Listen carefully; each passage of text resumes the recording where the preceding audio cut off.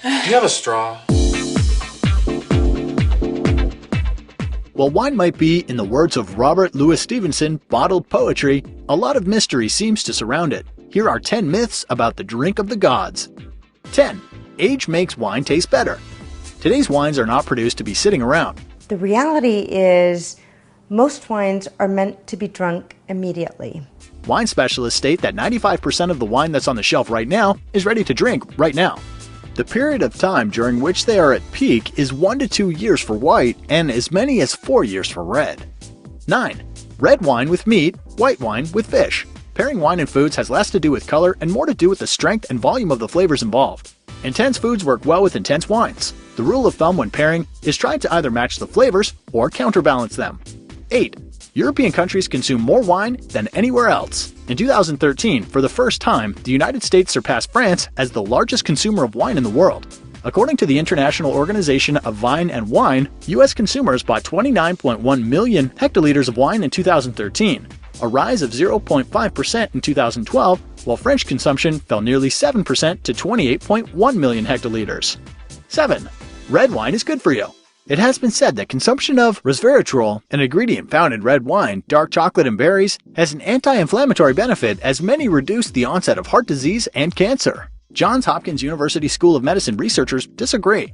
The team tracked a group of 783 villagers in Tuscany over a 9-year period and found no proof that resveratrol aids in preventing heart disease or prolongs life. 6. Screw cap bottles are only used for cheap wines. According to experts at Total Wine & More, 3 to 5% of all bottles with natural corks show some degree of spoilage. The problem is trichloroanisole, also known as TCA. Although frowned upon by some, screw caps are thought to be a better way to close and preserve wine with few cases of oxidation, mold, or nasty smell, just good tasting wine. 5.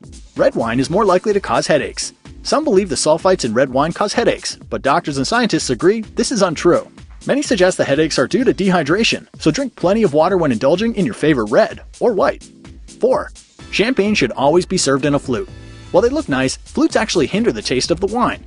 Carl Heline, U.S. Director of Krug Champagne, says, "The shape prevents enough oxygen from getting into the glass to open up the champagne, and worst of all, it blocks the aromas from reaching your nose, which in turn limits the flavor." The best vessel for drinking champagne is more like a wine glass that has a larger base and a smaller top. 3. A heavy bottle means the wine is better. The size and weight of a bottle has zero influence over how good or bad the wine inside is. It just means the producer spent a lot of money on the packaging, which most likely has inflated the price of the wine as well. 2. Great legs on a wine prove its high quality. After taking a sip of wine, the streaks rolling down the inside of your glass are known as legs or tears.